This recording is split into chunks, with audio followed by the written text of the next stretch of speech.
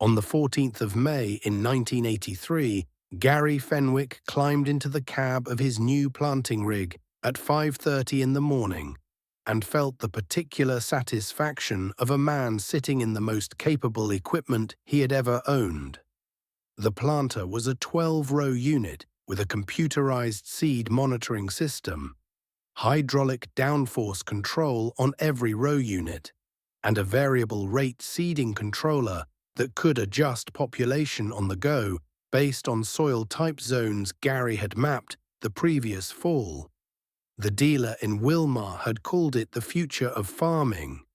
Gary had paid $47,000 for it, financed over 7 years, and had spent the previous 3 evenings reading the operator's manual cover to cover. It was the 14th of May. The soil temperatures in Kandiyohi County had been holding at 52 degrees for 4 days. The forecast showed a dry week ahead.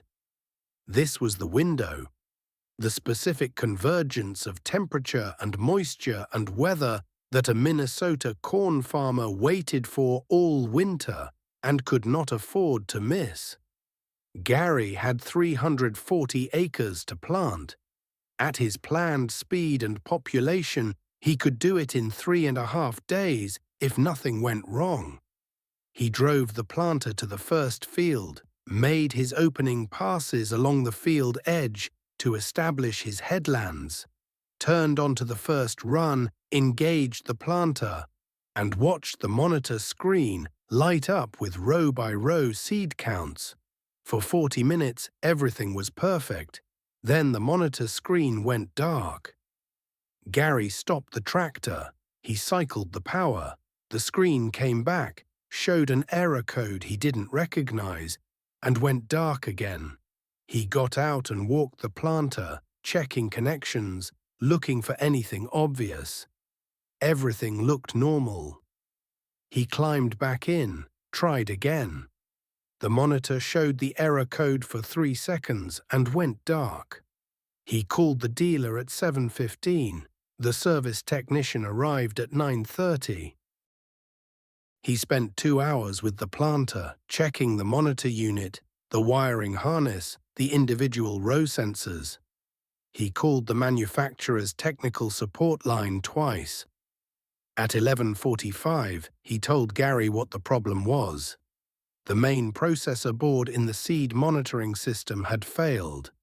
It was a known issue with early production units of this model. The manufacturer had issued a service bulletin 3 weeks earlier, but Gary's unit had shipped before the corrected boards were available. "How long for the part?" Gary asked. The technician looked uncomfortable. "It has to come from the manufacturer. They're in Illinois." He paused. 2 weeks, maybe 10 days if we expedite. Gary looked at his fields. The forecast showed perfect planting weather for 6 days. After that, rain for 4 days. After the rain, soil temperatures would drop and the window would close. If he didn't get his corn in the ground in the next 6 days, he was looking at a late planting that would cut his yield potential by 15 to 20%, or worse, a replant decision that would cost him the whole first planting. He had $47,000 of equipment sitting in his field that he couldn't use. "Can you bypass the monitor system?" Gary asked. "Just run the planter without the computer?" The technician shook his head. "The hydraulic downforce system won't operate without the processor. Without downforce control, you'll have inconsistent seed depth across the row units. In variable soil conditions." Gary held up his hand. "I know what it means." He stood in his field for a long time after the technician drove away, looking at his new planter and his unplanted ground and doing arithmetic he didn't like the results of. Let me tell you about Walt Brenneman, because that's where the story turns. Walt farmed the 160 acres on the north side of the fence that ran along Gary's property line. He was 67 years old and had been farming that ground since 1948, when he'd come home from the war and his father had handed him the operation. In 35 years of farming, Walt had never bought a new tractor. He had never owned a piece of equipment with a computer in it. He had never financed anything he couldn't pay off in 2 years.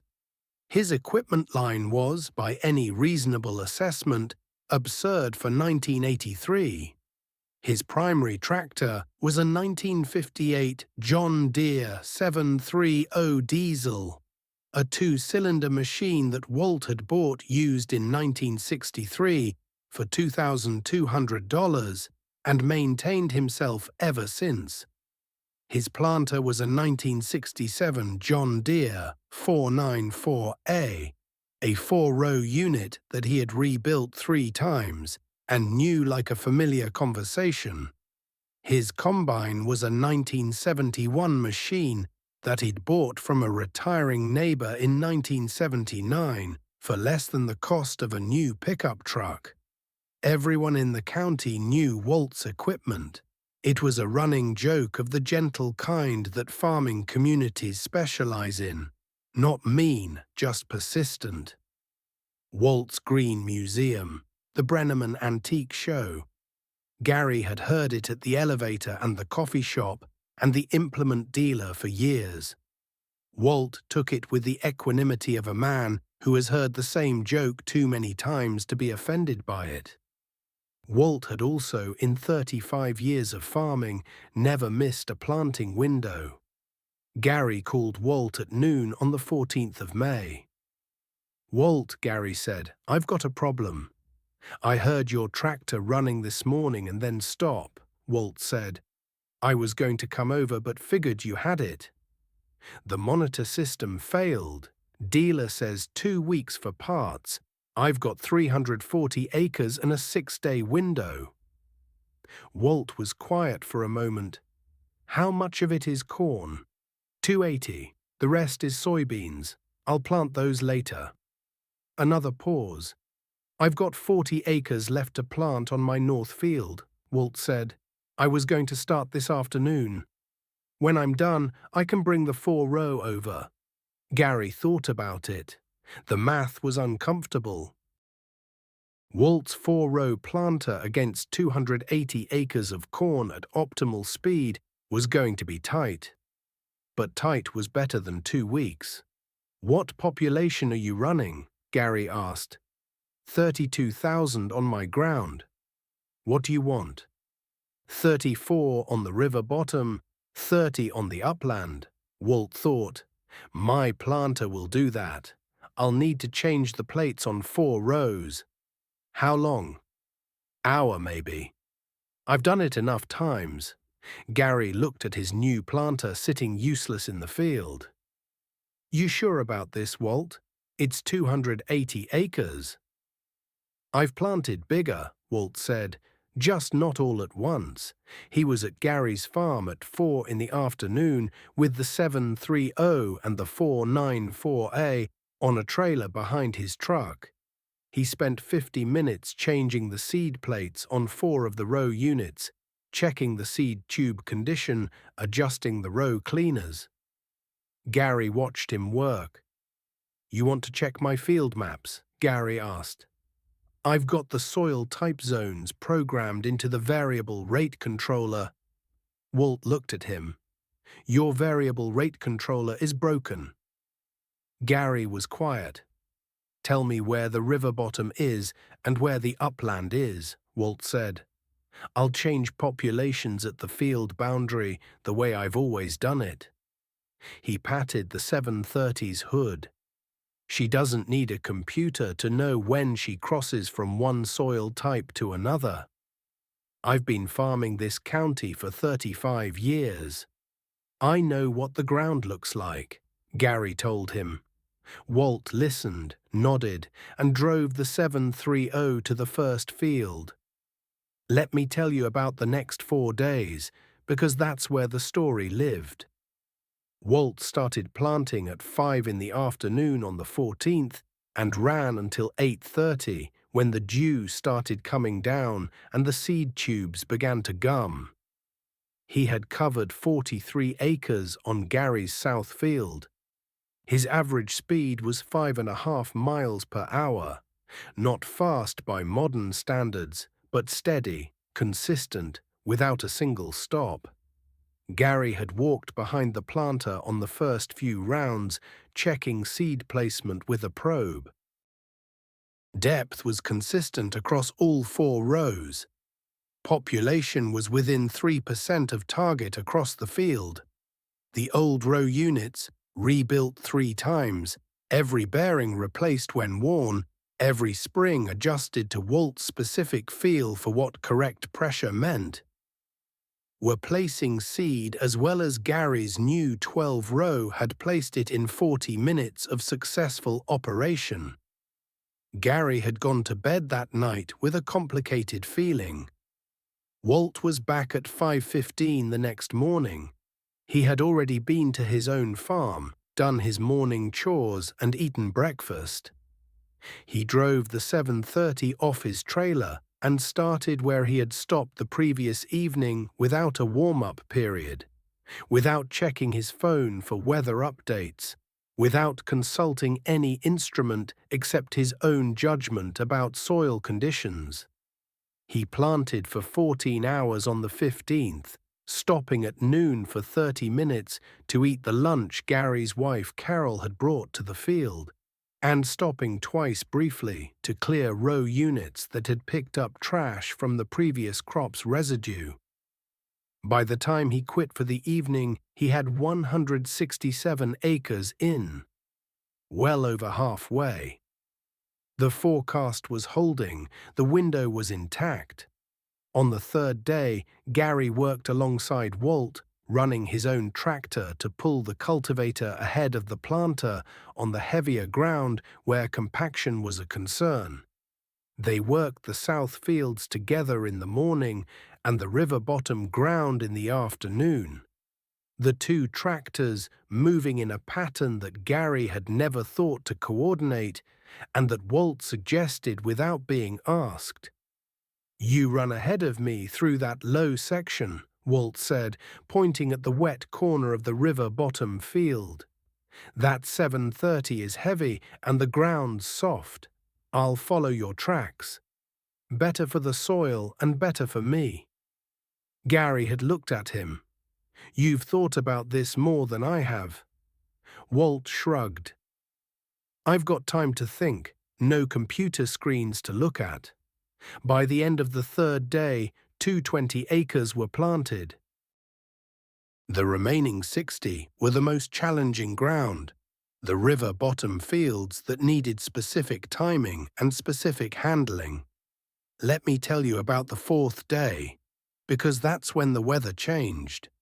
The forecast had promised 6 days of planting weather. On the morning of the 18th, the 4th day, Gary's phone weather service was showing a revised forecast. A system had developed faster than expected. Rain was coming, not in 2 days as originally forecast, but the following morning, 24 hours earlier than planned. Gary called Walt at 5 in the morning. Walt was already awake. "I heard the weather radio," Walt said. "We need to finish today." They started at first light, Walt on the 7:30 with the 4-row planter, Gary ahead of him on the cultivator, both of them moving with the focused efficiency of men who understand exactly what is at stake. Carol brought food to the field at noon, and they ate without stopping. Walt eating one-handed while the tractor made its turns at the field end.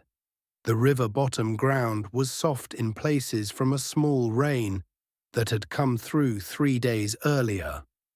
Gary watched Walt read it, slowing slightly as the 7:30's rear wheels began to sink, speeding up on the firmer ground, never once getting stuck. Making decisions about the ground from 40 years of feeling it through a tractor seat. At 4:30 in the afternoon, with the leading edge of the incoming system visible as a dark line on the western horizon, Walt planted the last row of the last field. He shut down the 7:30 and climbed off. Gary was standing at the field edge. He had been watching the sky for an hour. "How much of that last field did you feel?" Gary asked. Walt looked at him. "What do you mean?" "The moisture, the soft spots. You slowed down 3 times without me telling you." Walt thought about it.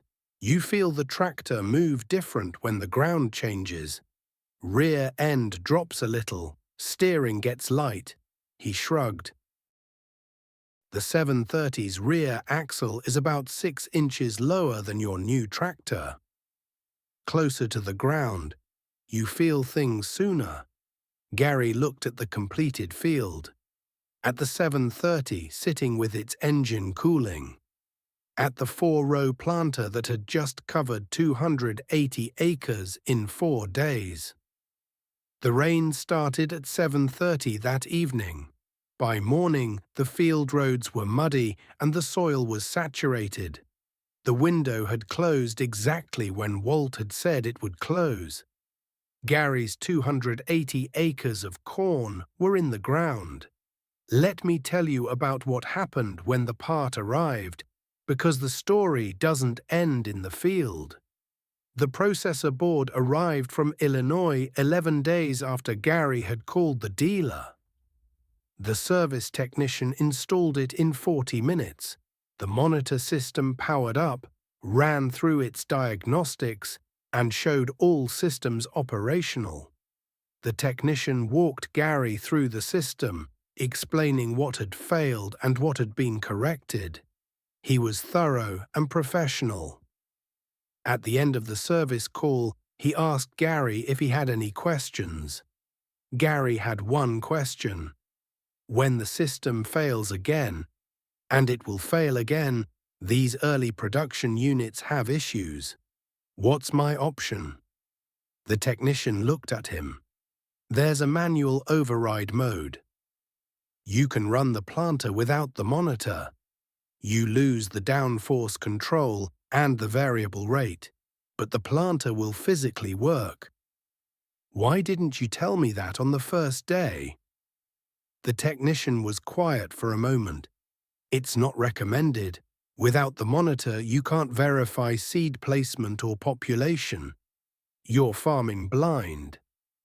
Gary thought about Walt planting 280 acres with a 1967 planter and no monitor of any kind, hitting his populations within 3%, never missing a seed depth, finishing in 4 days in a closing window. Right, Gary said. The dealer called 2 weeks after the service visit. He wanted to talk about trading Gary's 12-row for the corrected production unit, offering a credit for the downtime.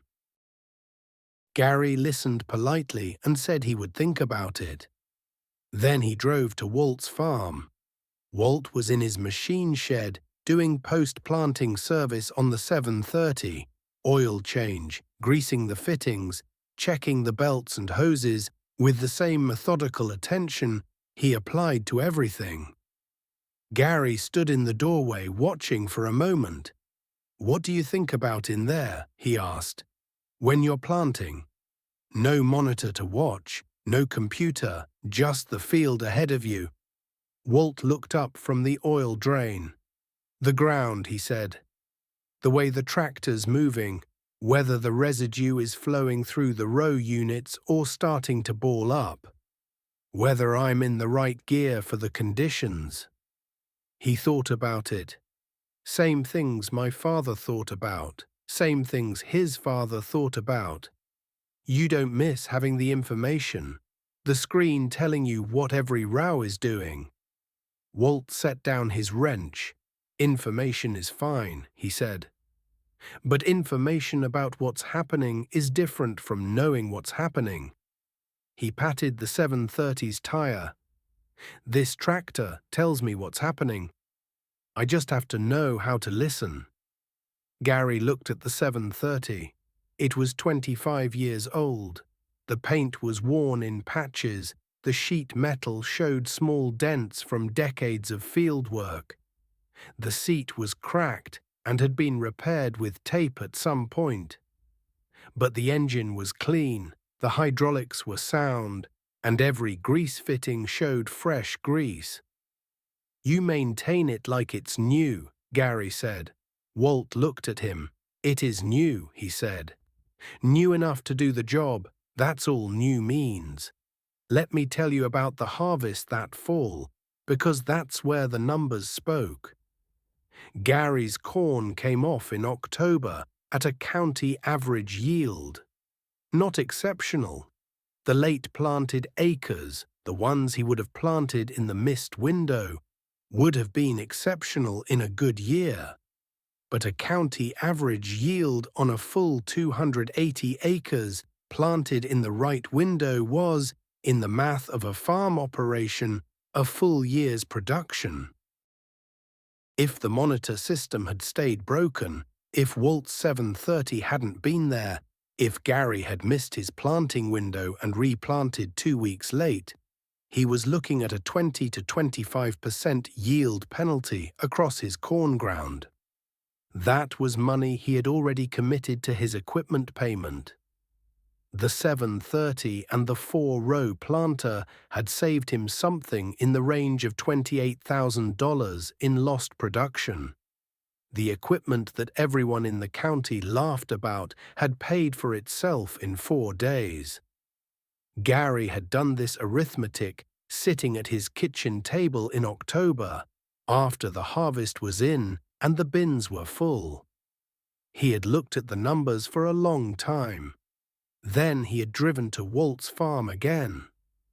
Walt was putting the 730 in the machine shed for the winter, the annual post-season service complete, the machine ready for spring in case it was needed.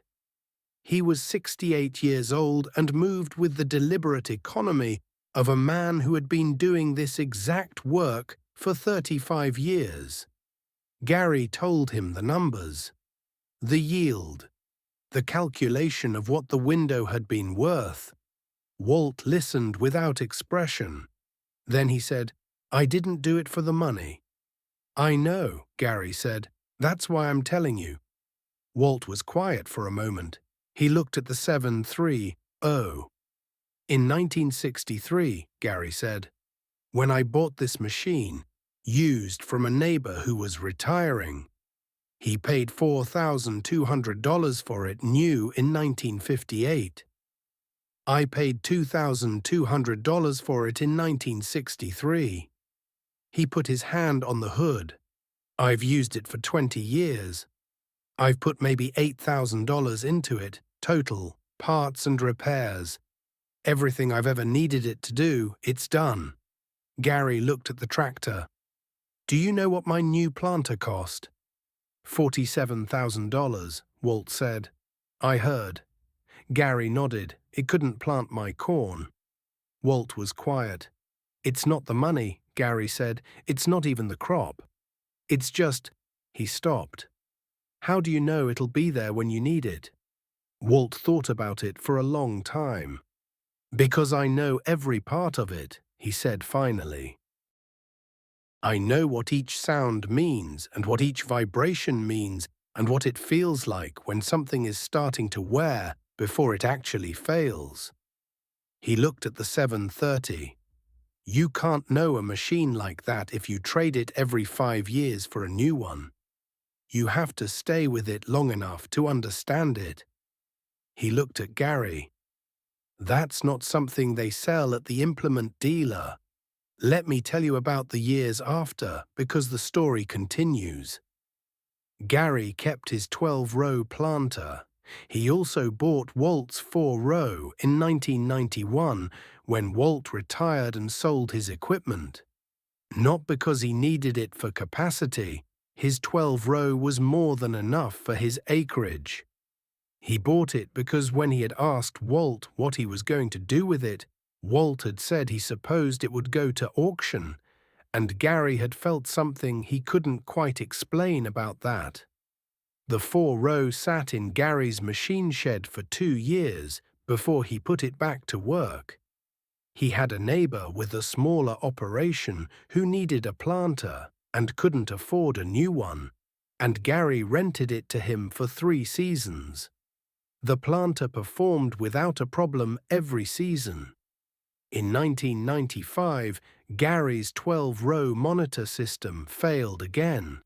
Different component, same fundamental issue. The complexity that made the system capable also made it fragile.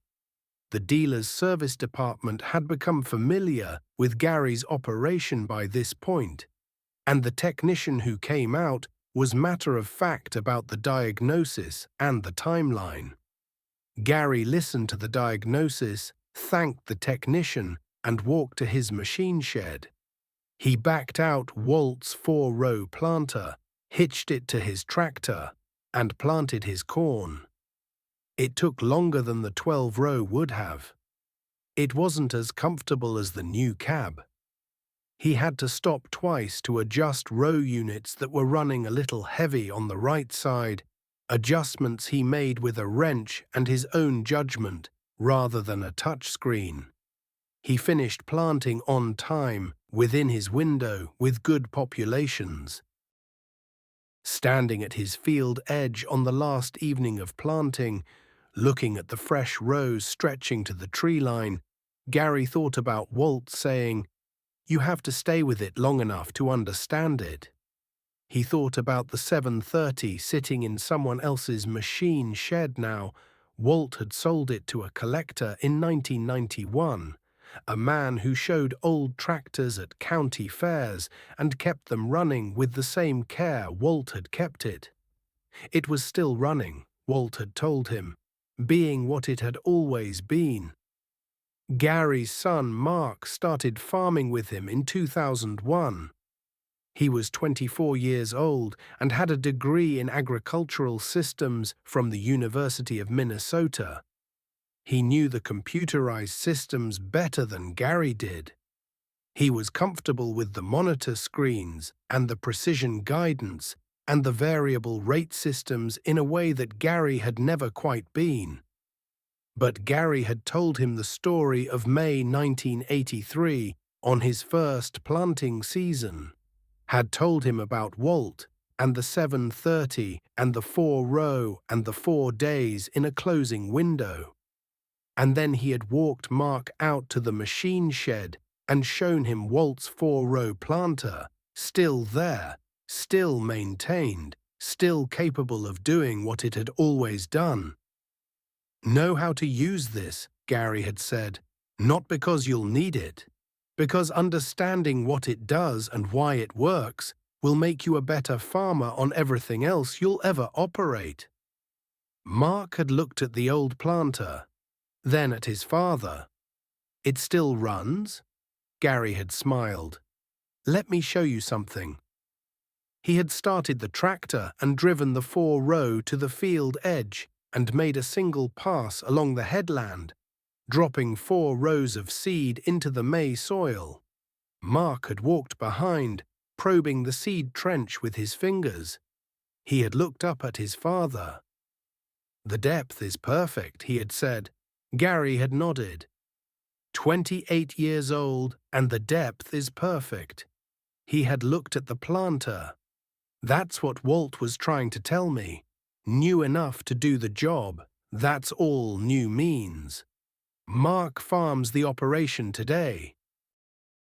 He runs modern equipment, precision guidance, variable rate application, yield mapping. He uses the technology with the competence of someone who grew up with it and studied it formally. He also maintains Walt Brenneman's 1967 4-row planter in the machine shed. He services it every fall. He runs it in the spring on a few passes of the home field, just to keep it working. His son, Gary's grandson, asked him why once. "Because someday something will fail," Mark said. "And when it does, I want something in the shed that won't." He thought about it for a moment. "And because there are things you learn from a simple machine that you can't learn from a complicated one. He patted the planter's frame. Your great-grandfather's neighbor taught your grandfather that. Your grandfather taught me. The boy had looked at the planter, the worn metal, the replaced bearings, the seed tubes that had been changed twice in 60 years. Does it still work? Mark had smiled. Go get the seed bags. Walt Brenneman died in 1998 at the age of 82. He had farmed his 160 acres until 1991 and spent the last 7 years of his life in a smaller house in Wilmar, close to his daughter's family. He never stopped talking about farming. He never stopped having opinions about what was wrong with how people were doing it. At his funeral, the pastor had asked people to share memories. Gary had stood up. He had told the story of May 1983. The failed monitor, the 2-week wait, the window closing. Walt arriving with the 7:30 and the 4-row. 4 days in a tightening weather window. He had kept it short and factual, the way Walt would have wanted it told. When he sat down, the man next to him, a farmer Gary knew from the county who had been Walt's neighbor on the other side, had leaned over. He did the same thing for me in 1979, the man had said quietly. Different problem, same answer. Showed up with that tractor and fixed it. Gary had looked at him. He never mentioned it. The man had shaken his head. Walt didn't talk much about what he did for people. He just did it. The 1958 John Deere 730 was shown at the Kandiyohi County Steam and Gas Show in 2005, operated by the collector who had bought it from Walt in 1991. It ran through the showgrounds under its own power, the 2-cylinder engine making the distinctive sound that anyone who grew up around old John Deere's knows from the first note. The show program listed it as 1958 John Deere 730 diesel. Previous owner Walter Brenneman, Kandiyohi County, Minnesota. Operational 1963 to 1991. Still running. Gary had attended the show with Mark and Mark's son. He had stood at the rope barrier watching the 730 move through the showgrounds and felt something he could not have put into words to anyone who hadn't been standing at a field edge in May 1983 watching their planting window close. The tractor that had been there when nothing else was. That's what old iron means, Gary said to his grandson. The boy looked at the tractor. It's old, he said. Gary nodded. That's the point, he said. It got old because it kept working. And it kept working because someone kept taking care of it. He watched the 730 complete its pass. A machine that someone has cared for 60 years has had every weakness found and fixed, every problem solved, every soft spot strengthened. He looked at the boy. By the time a machine gets that old in working condition, there's not much left that can go wrong with it. The boy thought about it. Is that why you keep the old planter in the shed? Gary looked at his grandson, 10 years old, already curious about machinery in the way that farm children are, already asking the right questions. That's one reason, Gary said. The other reason is that it reminds me of something important. What? Gary thought about Walt in his machine shed in May 1983, changing seed plates with a wrench, not hurrying, knowing exactly what he was doing. Walt at 5 in the morning on the second day, already at the field edge before Gary had his coffee. Walt slowing the tractor on the soft spots without being told, feeling what the ground was doing through 40 years of practice. That knowing your equipment completely is worth more than having the best equipment, Gary said. and that the neighbor who shows up with the old tractor when your new one breaks down is worth more than both. He looked at the 7:30, making another pass through the show grounds, still running, still doing what it had always done. New enough to do the job, Gary said quietly. That's all new means.